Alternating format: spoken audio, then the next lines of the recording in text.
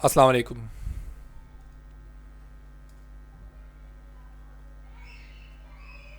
आज से हम शुरू करेंगे जॉब्स टेस्ट के अंदर जो मैथ्स का पोर्शन है, सबसे पहले हम उसको कवर करेंगे। हमारा जो आज का पहला टॉपिक है डैट इज़ फ्रैक्शंस। फ्रैक्शंस के बारे में हम पढ़ेंगे सबसे पहले कि फ्रैक्शंस के जो क्वेश्चंस है वो किस टाइप के आते हैं।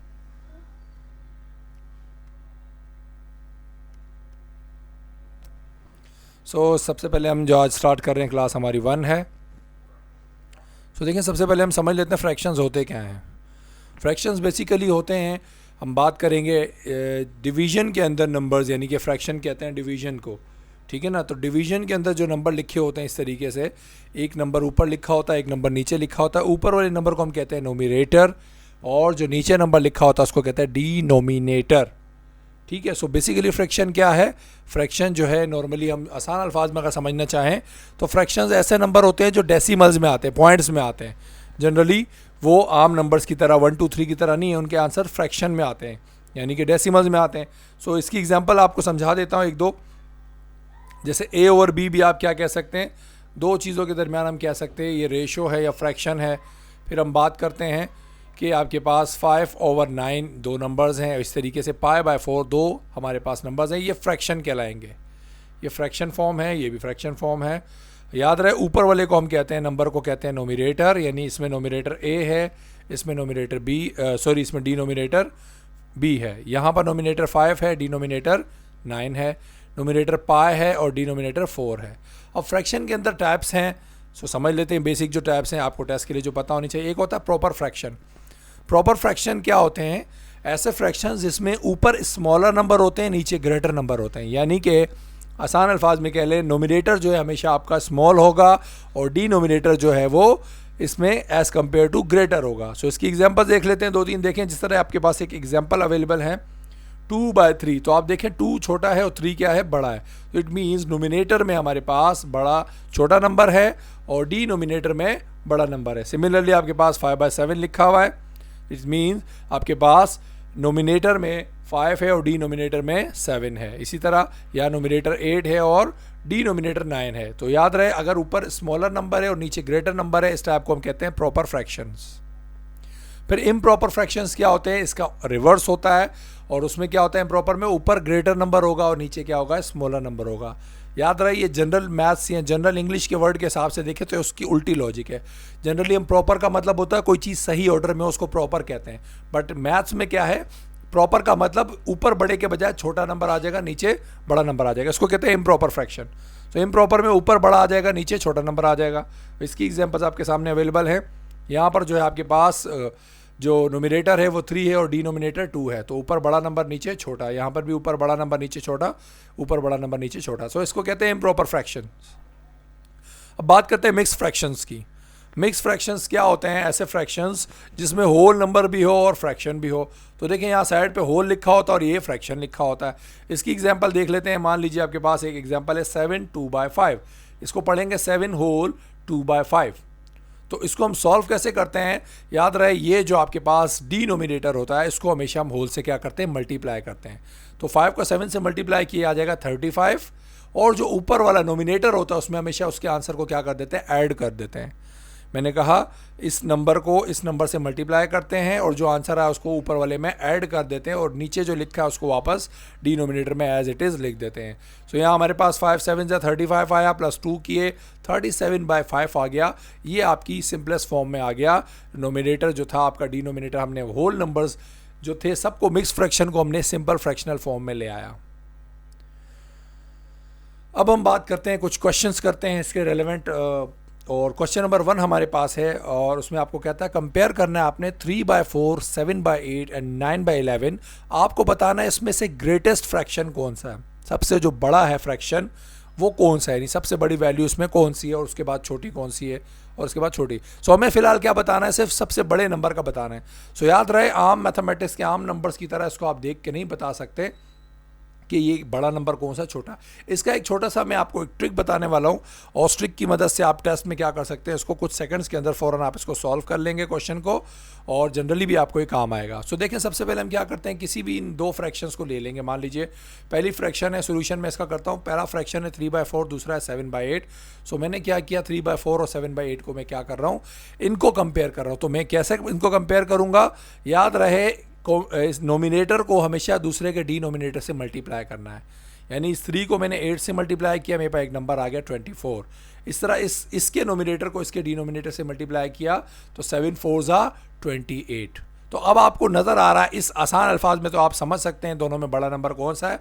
सो ये 3 और 8 3। तो याद रहे हम नोमिनेटर के हिसाब से नंबर को देखेंगे। इसका नोमिनेटर 3 था तो 3 8 24, तो इसका मतलब 24 इस वाले का आंसर है, 3/4 वाले का। इस तरह 7/8 वाले का आंसर क्या है, 28। ठीक है, आपको नोमिनेटर के हिसाब से देखना है। 3 वाला जो है वो 24 है और 7 वाला जो है 28 है। तो जैसा कि आपको पता है 24 छोटा है, 28 बड़ा है, तो दोनों में कौन बड़ा है, 28। तो 28 वाला नंबर कौन सा था, ये वाला था, 7 वाला। सो इट मीन्स 7/8 बड़ा है किससे, 3/4 से। तो मैंने यहाँ लिख दिया 7/8 इज ग्रेटर देन 3/4। तो हमें ये तो पता चल गया इन दोनों में जो बड़ा नंबर है वो कौन है, 7/8 है। अब चूंकि हमें तीनों में से बताना है तो हम क्या करेंगे, अब मैंने पहले इसको और इसको कंपेयर किया, अब मैं क्या कर रहा हूं, इसको और इसको कंपेयर करूंगा। सो देखें मैं अब क्या करता हूं, मजीद मैंने अगले दो नंबर्स लिख दिए।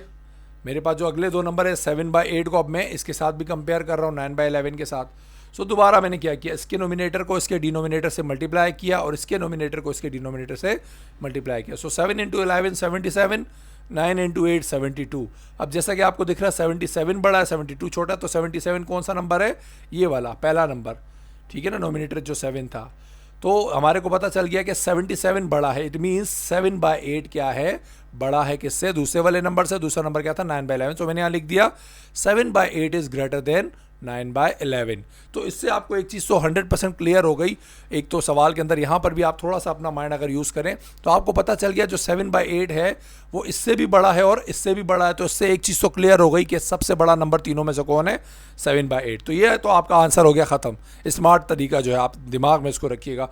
आपको क्लियर हो गया इन दोनों में बड़ा जो है ये इससे भी बड़ा है और इससे भी बड़ा है। तो इट मीन्स 7/8 बड़ा है सब के अंदर। सो जनरली हम अगर बात करें इसकी कि आपको बताना था कि कौन सबसे बड़ा है, तो आपने बता दिया 7/8 इज़ द ग्रेटेस्ट फ्रैक्शन। सबसे बड़ा जो फ्रैक्शन है वो क्या है, 7/8 है। कैसे, हमने अभी समझा। अब मान लीजिए इसी सवाल को मैं थोड़ा सा चेंज कर देता हूँ। अब मैं आपसे पूछता हूँ कि आप क्या कीजिए, ग्रेटेस्ट के बजाय मुझे बताइए इसमें से स्मॉलेस्ट फ्रैक्शन कौन सा है।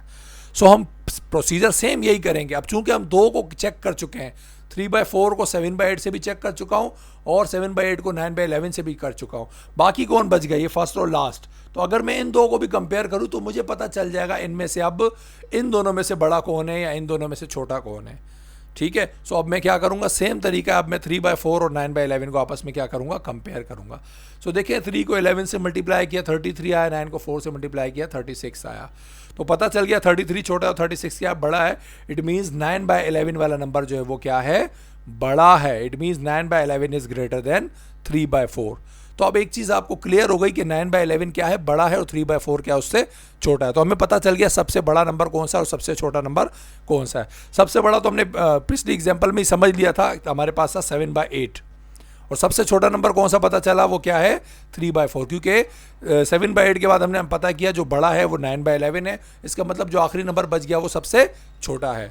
सो इससे हम क्या, इससे रिजल्ट निकाल सकते हैं। हमें पता चल गया कि हमारे पास जो सबसे बड़ा नंबर था वो तो था 7/8। अब सबसे छोटा अगर आपसे पूछा जाए तो सबसे छोटा आपको नंबर पता चल गया कौन सा था, 3/4।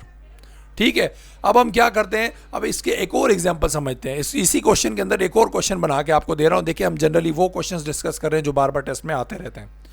अब मान लीजिए आपको कहता है कि आपको कंपेयर करना है इन तमाम फ्रैक्शंस को। ठीक है ना, अभी हम बात करते हैं इस तरीके की एक और। इसी को पहले समझ लेते हैं कि कंपेयर कैसे करेंगे फ्रैक्शंस को, कि कौन सबसे बड़ा है, कौन सबसे छोटा है, या कौन, यानी कैसे लिखेंगे। तो देखें कंपेयर अगर करें तो हमें सबसे बड़ा पता चल गया और सबसे छोटा पता चल गया। इट मीन्स जो बीच में बच गया वो एक मिडिल टर्म हो गई, यानी मिडिल का नंबर है।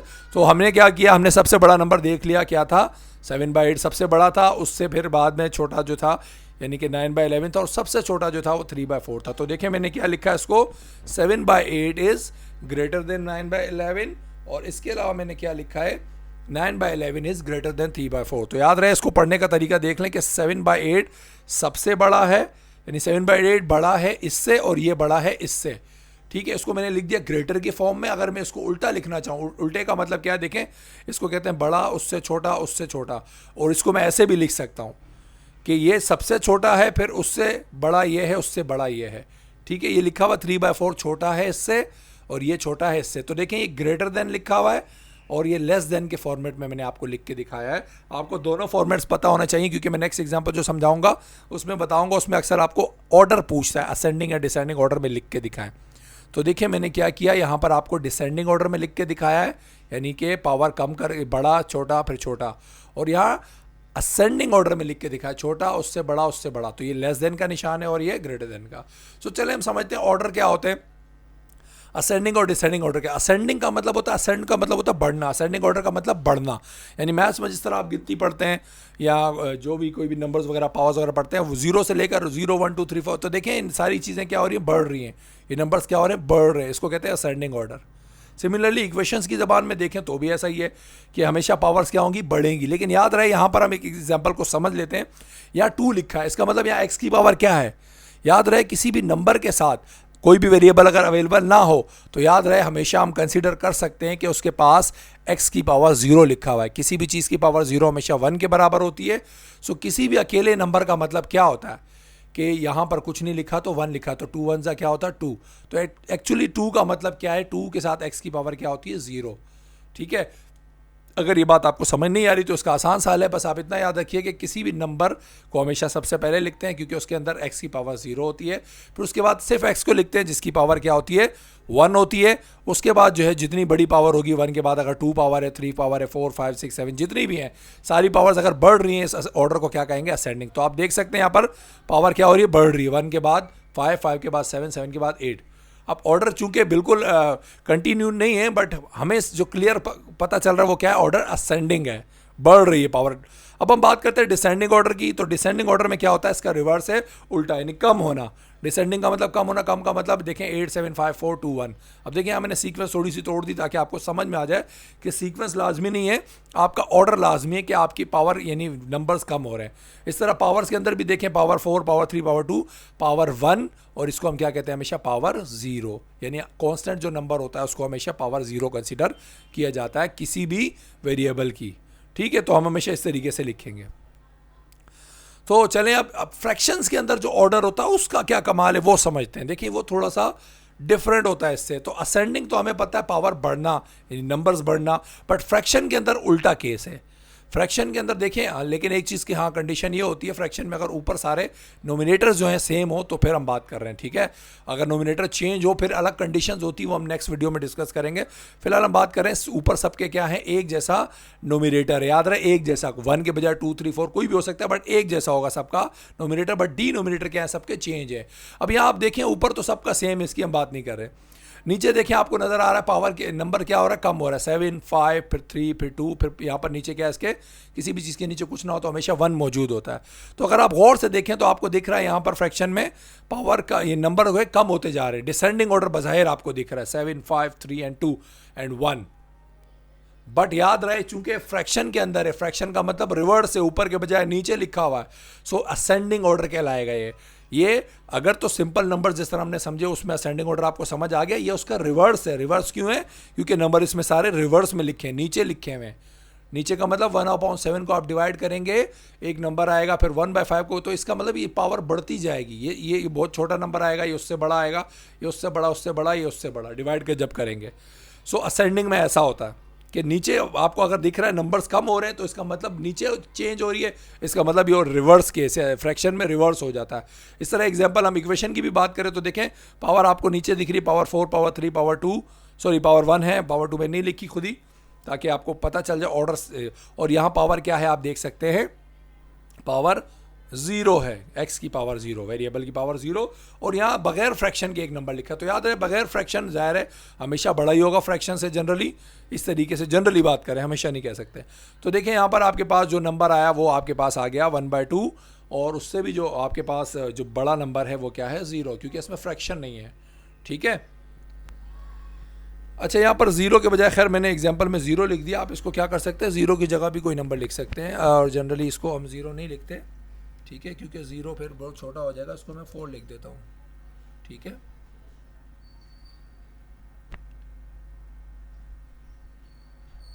चलें जी, अब हम बात करते हैं इसी तरह डिसेंडिंग ऑर्डर की। फ्रैक्शंस हैं, डिसेंडिंग ऑर्डर इसका रिवर्स हो जाएगा। डिसेंडिंग का मतलब आपको बजाय असेंडिंग लगेगा। तो देखें पावर क्या है, फिलहाल यहाँ पर एक्स की पावर, यानी कोई भी एक नंबर है वो हमेशा क्या होता है, फ्रैक्शन से ज़्यादा होता है। तो उसके बाद क्या आएगा, यहाँ पर देखें नीचे पावर, यहाँ पर कुछ नहीं थी, पावर हमेशा नीचे, फ्रैक्शन में डिनोमिनेटर में क्या होता है, हमेशा 1। फिर फ्रैक्शन यानी कि फ्रैक्शंस आ गया, फ्रैक्शंस में देखें पावर 2, सॉरी नंबर है 2 है, 4 है, 5 है, 8 है। अब बजाय दिख रहा है बढ़ रहा है, लेकिन हमारा क्या कहलाएगा, डिसेंडिंग ऑर्डर कहलाएगा। क्यों, क्योंकि फ्रैक्शंस में लिखा हुआ है। सिमिलरली इक्वेशंस में भी अगर आपके पास कोई वेरिएबल है, सॉरी कांस्टेंट है कोई, वो हमेशा शुरू में आएगा क्योंकि उसके नीचे 1 मौजूद होता है। देन 1/2 अगर कोई कांस्टेंट है आपके पास, उस तरह लिखेंगे क्योंकि यहाँ एक्स की पावर 0 है, फिर एक्स की पावर 1 आ गई, एक्स की पावर 2, एक्स की पावर 3 एंड सो ऑन। सो ये तो हो गई हमारे पास एग्जांपल, हमने समझा फ्रैक्शंस का ऑर्डर क्या होता है। अब इससे रेलेवेंट एक और हम एग्जांपल समझते हैं ताकि आपको बिल्कुल क्लियर हो जाए कि फ्रैक्शन के अंदर ये जो टॉपिक आज हम पहला स्टार्ट किया वो क्लियर हो जाए। क्वेश्चन नंबर 4 करने जा रहे हैं, जिसमें आपको कहता है अरेंज कीजिए 3/8, 4/9 एंड 2/7 को इन डिसेंडिंग ऑर्डर। डिसेंडिंग का मतलब पावर कम होनी चाहिए, यानी नंबर छोटा होना चाहिए, बड़ा नहीं होना। डिसेंडिंग का मतलब पहले बड़ा, फिर उससे छोटा, फिर उससे छोटा। सो अब हमें क्या करना है, इनको डिसेंडिंग ऑर्डर में लिखना है। तो कैसे लिखेंगे, सेम वही तरीका है। अब हम समझ लेते हैं सोल्यूशन में। पहले मैं इन दो को कंपेयर करूंगा कि इनमें बड़ा कौन है। सो मैंने लिख दिया 3/8 एंड 4/9। दोबारा क्या करूंगा, 3/9 को मल्टीप्लाई किया 27 आया, 4/8 को मल्टीप्लाई किया 32 आया। तो आपको पता चल गया 32 बड़ा है, इट मीन्स 4/9 बड़ा नंबर है। किससे, 3/8 से। तो मैंने लिख दिया 4/9 इज ग्रेटर देन 3/8। सो अब मैं क्या करता हूं, मैं अब दूसरे नंबर्स की बात करता हूं। दूसरे नंबर क्या है, मैं 3/8 को पहले मैंने 4/9 से किया, अब 3/8 को मैं किससे कर रहा हूं, 2/7 से कर रहा हूं। ठीक है, सो दोबारा क्या किया, 3/8 इन 2/7 लिखा, 3 को 7 से किया 21 आया, और 2 को जब 8 से किया 16 आया। तो मुझे पता चल गया 21 बड़ा है, 16 छोटा है। तो 21 बड़ा का मतलब 3/8 बड़ा है और 2/7 क्या है, छोटा है। तो ये आ गया 3/8 इज ग्रेटर देन 2/7। तो अब यहां पर हमें एक चीज़ तो देखें क्लियर हो गई, हमें पता चल गई कि यहां पर 3/8 बड़ा है 2/7 से। ठीक है, अब हम बाकी जो दो रह गए उनको भी कर लेते हैं, क्योंकि हमने इसको अरेंज करके लिखना है। सो जो बाकी दो रह गए थे हमारे पास था, एक 4/9 और एक 2/7। इनको भी हमने क्या किया, ऐसे लिखा। 4 को 7 से मल्टीप्लाई किया 28 आया, 9 को 2 से मल्टीप्लाई किया 18 आया। तो मुझे पता चला 28 बड़ा है, इट मीन्स 4/9 बड़ा है और 2/7 क्या हो गया, छोटा हो गया। अब मेरे पास 3 अलग अलग रिजल्ट्स आए। तीनों रिजल्ट्स को अब मैं क्या करता हूँ, कंबाइन करके आपके पास लिख देता हूँ। और वो रिजल्ट्स क्या थे, आपके पास आया था कि 4/9 बड़ा है 3/8 से, 4/9 बड़ा है 2/7 से, और 3/8 बड़ा है 2/7 से। तो यहाँ पर एक चीज़ आपको जो समझ में आ गई, वो क्या समझ में आई कि देखें 4/9 बड़ा है इस 3/8 से भी, और 4/9 बड़ा है 2/7 से भी, और 3/8 जो है आपके पास बड़ा है 2/7। तो ये देखें एक चीज़ समझ लें पहले, 4/9 3/8 से भी बड़ा है और 4/9 2/7 से भी बड़ा है। तो एक चीज़ तो समझ आ गई, जो सबसे बड़ा नंबर है 4/9 है। अब 3/8 और 2/7 में कौन बड़ा है, 3/8 बड़ा है 2/7। तो इसका मतलब सबसे बड़ा नंबर है 4/9, और उसके बाद जो बड़ा नंबर है वो कौन सा है, 3/8, और उसके बाद जो छोटा नंबर है, सॉरी बड़ा नहीं छोटा नंबर, वो 2/7 है। सो मैं क्या कर रहा हूँ, यहाँ से कंक्लूड जो कर रहा हूँ वो क्या कर रहा हूँ कि मेरे पास आया सबसे बड़ा जो फ्रैक्शन है वो 4/9 है, इज़ द ग्रेटेस्ट फ्रैक्शन,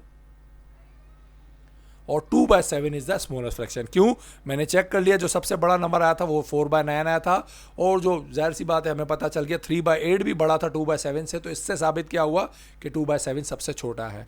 तो चूंकि हमें एक तो ग्रेटेस्ट और स्मॉलेस्ट हमने अभी सीखा था, वो तो करना आ गया। अब चूंकि हमें इसको ऑर्डर में लिखना है, तो हम क्या करेंगे, डिसेंडिंग ऑर्डर में हमेशा क्या करते हैं, पहले बड़ा, फिर उससे छोटा, फिर सबसे छोटा। सो देखिए मैं क्या करूंगा, सबसे बड़ा नंबर था मेरे पास 4/9, उससे छोटा था 3/8, उससे छोटा था 2/7। सो मैंने लिख दिया 4/9 is greater than 3/8 is greater than 2/7। अब चूंकि उसने ऑर्डर में लिखने को कहा है, ग्रेटर एंड लोअर में नहीं लिखा, तो मैं 4/9 कोमा 3/8 कोमा 2/7 कोमा करके लिख दूंगा, क्योंकि आपको ज़्यादातर ऑप्शन कोमा करके दिए जाएंगे। ठीक है, और इसको अगर मैं रिवर्स करके लिखना चाहूँ तो इस तरीके से भी लिख सकता हूँ। लेस देन करके याद रहे, लेस देन का मतलब क्या होता है ये, लेकिन मैंने क्वेश्चन में भी चेंजिंग कर दी, क्वेश्चन नंबर 5 कर दिया, वो तो था डिसेंडिंग ऑर्डर। अगर आपको कहा जाता है इसको असेंडिंग ऑर्डर में चेंज कीजिए, असेंडिंग का मतलब पहले आप छोटा, फिर उससे बड़ा, फिर उससे बड़ा, क्योंकि असेंडिंग में बढ़ते हैं नंबर्स। तो देखिए सबसे छोटा लिखूंगा, फिर उससे बड़ा, फिर उससे बड़ा, लेकिन कैसे पढ़ूंगा, 2/7 छोटा है 3/8 से, और 3/8 छोटा है 4/9 से। इसको कोमा लगा के लिखेंगे तो आएगा 2/7, 3/8 और 4/9। ठीक है, ये लेस और ग्रेटर की एग्जांपल में आपने कंफ्यूज नहीं होना। बड़ा नंबर जब भी आप लिखते हैं और उसको हमेशा सबसे पहले लिखते हैं, फिर उससे छोटा और उससे छोटा, और अगर छोटा नंबर करके लिखते हैं तो हमेशा वहाँ लेसर का निशान आता है। बड़े नंबर्स में ग्रेटर के निशान आते हैं, छोटे नंबर्स में, अब देखें सबसे छोटा इसलिए इसके बाद लेस देन का आएगा, फिर उससे छोटा लेस देन, तो ये आया, या कोमा लगा के लिख दिया। अब आपके लिए एक छोटा सा क्वेश्चन मैंने रखा है होमवर्क के तौर पर, प्रैक्टिस क्वेश्चन है, और वो क्या है, आपको अरेंज करना है। ये क्वेश्चन है 3/4, 5/6 एंड 7/8 इन डिसेंडिंग ऑर्डर। आप पहले डिसेंडिंग ऑर्डर में भी करें, और इसको चाहे तो असेंडिंग ऑर्डर में भी ज़रूर करें। और क्या करेंगे, आपके जो आंसर्स आएंगे लाजमी इसकी प्रैक्टिस कीजिए, ताकि आपको साथ साथ जो जो आप समझ रहे हैं उसकी प्रैक्टिस करते रहेंगे तो आपकी बहुत अच्छी प्रैक्टिस हो जाएगी और आपके दिमाग में बैठ जाएगा। नहीं करेंगे तो ये मैथ्स से ये भूल जाएगा, बगैर प्रैक्टिस के कभी भी आप मैथ्स नहीं कर सकते, उसको आपको प्रैक्टिस करनी पड़ती है। सो आपने क्या करना है, इस क्वेश्चन को लाजमी सॉल्व करना है, और अपने आंसर आपने क्या करना है, मुझे लाजमी जो है कमेंट्स में कमेंट करके बताने हैं कि आपके आंसर क्या आया, इनमें सबसे बड़ा नंबर कौन सा था, सबसे छोटा नंबर कौन सा था, इसका असेंडिंग या डिसेंडिंग ऑर्डर क्या है। Thank you.